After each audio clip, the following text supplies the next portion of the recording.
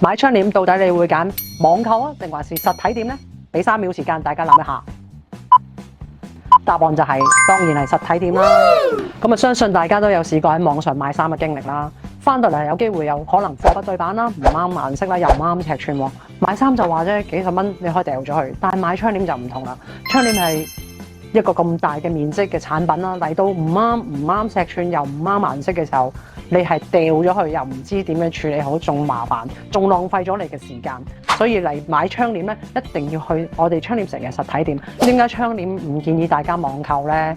最主要就係第一，網購嘅品質啦、尺寸嘅監控啦，窗簾要透過好多嘅溝通啦，要知道客戶真正嘅需要啦，要了解當場嘅尺寸啦，要有專業嘅團隊先至可以實踐到呢一件事嘅。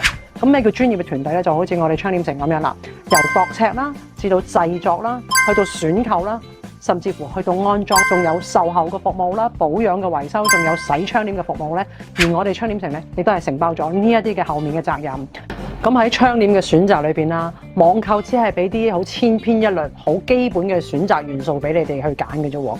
咁但係唔同啦，你嚟到窗簾城嘅時候咧，我哋就會有好完善嘅窗簾配套產品啦，唔同嘅設計款式啦，個性化嘅選擇啦，甚至乎去到藝術嘅選擇，我哋都一應俱全。